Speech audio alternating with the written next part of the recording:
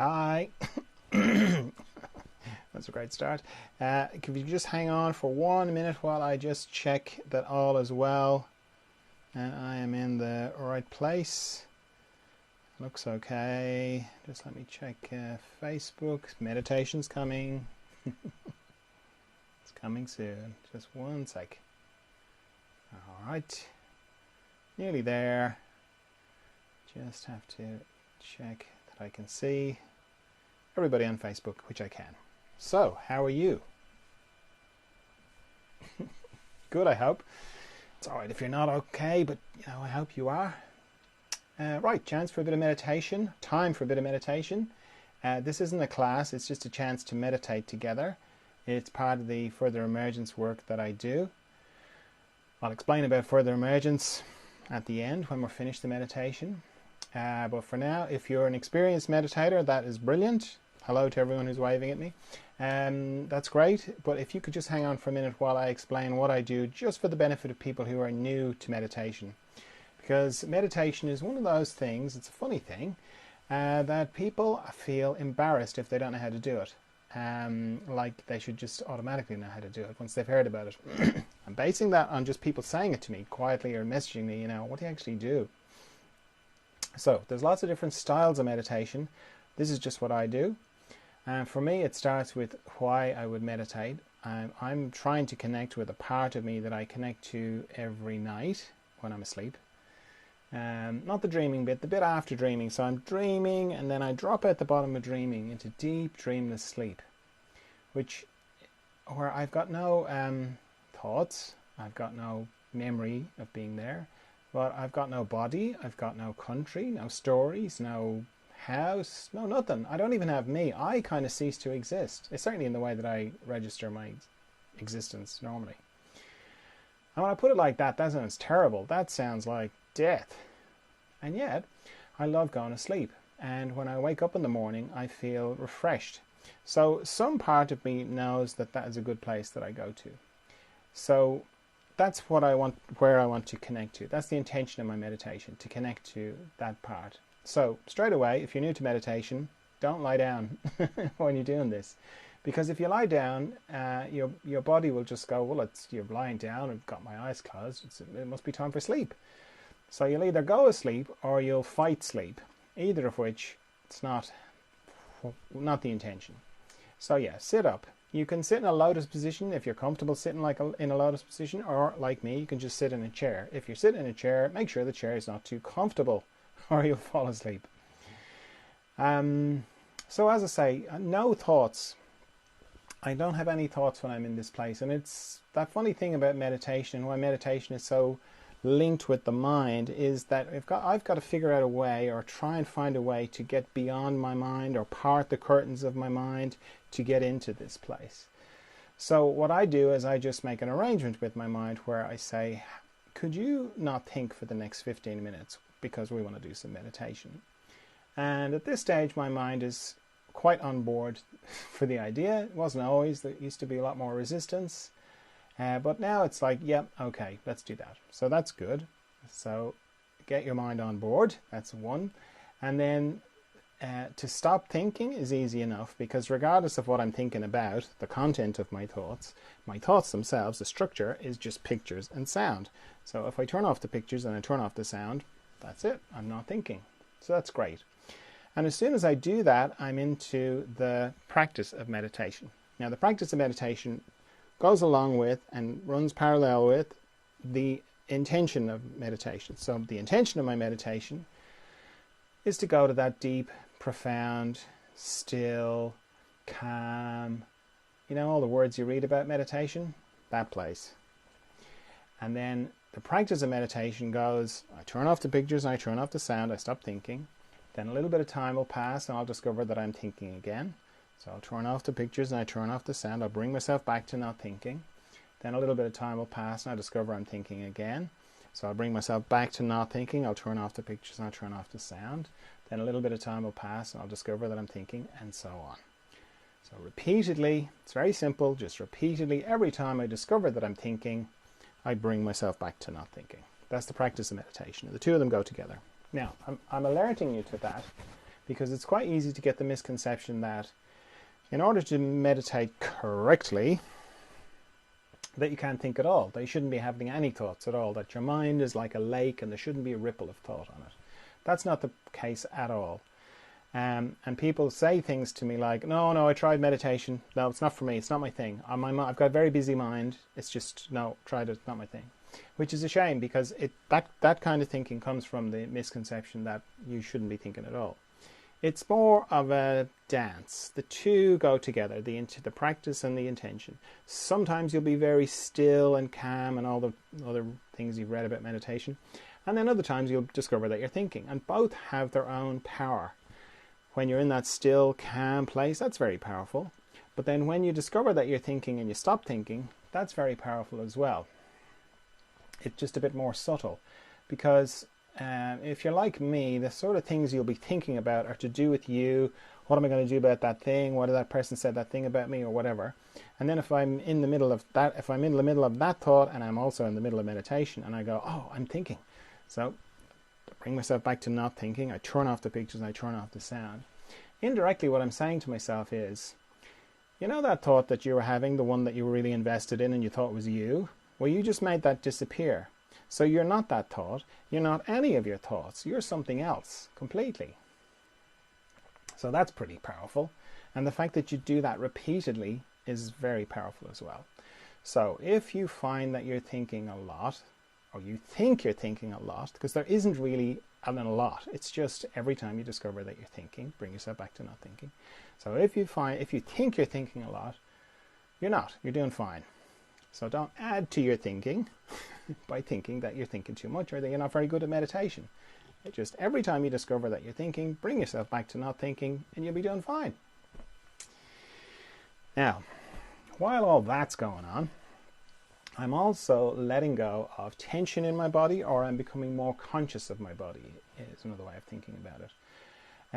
Now, I have a system for that because it's too kind of vague and soupy in there with my eyes closed. So I scan my body from my head down to my feet and back up again. Just very gently, very slowly. And anywhere I find tension, I let it go. And I use my out breath to let the tension go, because it's natural to just, let the tension go. It's also a good way to remembering to breathe, or to become more conscious of my breathing, because it's quite easy to hold your breath during meditation, or to stop breathing altogether. So use your out breath. And then also, while I'm scanning my body, I'm paying particular transverse or across my body. Mostly my body goes head to toe, but any structures that go across act a bit like a log going across a stream. They pick up the leaves and the twigs and all the stuff that's flowing down the river. Except in my body, it's tension. So I'm paying particular attention to my eyes, my jaw, my tongue, the base of my neck, my shoulder girdle, all my joints. They're all transverse sites as well. So my shoulders, elbows, wrists, fingers, my heart area, my respiratory diaphragm, all my intestines, my pelvic floor, my hips, my knees, my ankles, and my feet, toes. If you're new to meditation, having a nice quiet room that you're not going to be disturbed in, that's very helpful, because as soon as you close your eyes, your hearing will amplify. And one of the things that triggers thoughts are little noises, little or big noises. So the quieter the room, the better. And then the other thing I do to help my mind is I set a timer for how long I'm going to meditate for. Because without a timer, my mind will just be wondering how much time has passed. So I'm going to set my timer for 15 minutes. But if you're new to meditation, I'd encourage you to set yours for shorter, like 5 minutes, and then repeat that 3 times and sort of work up to the 15 minutes. Because 15 minutes is a long time if you're not used to it. Right, now, any questions?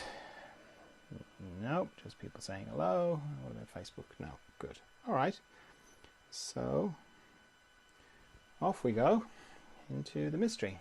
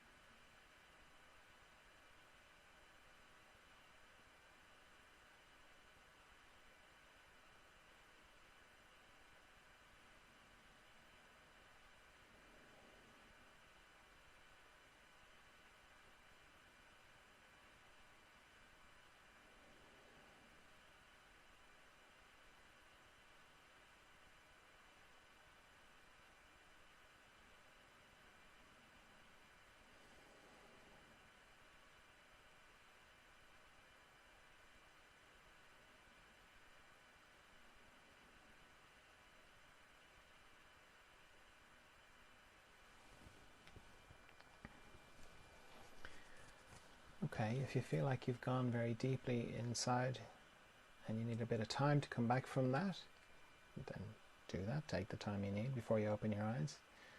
Or if you feel like you can hold the inner space and the outer space at the same time, then just open your eyes. And if when you do that you immediately feel like you've lost the inner space, then that's fine. Just close your eyes again, reconnect. Oh, yep, there it is. And then just open your eyes again. And if you have to close your eyes again, just keep back and forth and use your eyes as a kind of a equalizer. So, as I said, these meditations, these daily meditations, are part of the further emergence work I do. Further emergence is to do with growth, inner growth specifically. So our bodies grow, when we're children and then adolescents, and then when we become an adult, they stop growing and they switch into a different thing. But the growth continues on the inside. We continue to grow in consciousness, if you like. And just the same as when you were growing your body, there were periods when you went through like a spurt, a growth spurt, where you shot up 6 inches or whatever. You can go through growth spurts on the inside. And they go on throughout your whole life. Periods of accelerated inner growth, and there's a lot of it around at the moment. And they can be, how you know is it can be quite disorienting, and things can feel like they're changing really fast. It can feel quite isolating. Your friends and your family and everybody who used to get what you were talking about, now they don't seem to get the things that you're seeing and the way you feel. No one seems to understand. They think you're a bit nutty, maybe. You can have symptoms, physical symptoms. Won't be life-threatening, but they'll be debilitating. They can put a feeling of pause on your life. It's another way it can manifest. You can feel blocked. You can feel stuck. That's often an indicator of further emergence as well. So yeah, that's what it's about. These meditations help because they help with getting familiar with your inner space, because it's going on. The growth is happening on the inside. So meditation is very helpful. Then I do a Zoom group. I facilitate a Zoom group every Friday.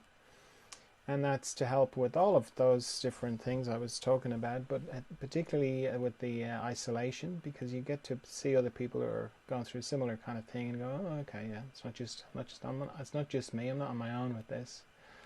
And we do more kind of in-depth meditation, and there's questions and back and forth. So yeah, they're on Fridays, and then I work with people one-to-one. So that's talking, and then I sort of do some remote work, which is kind of working behind the scenes as well. So yeah, if that sort of resonates with you, then you can either follow along on the different channels. I'm on Facebook, Instagram, and YouTube, all under Further Emergence.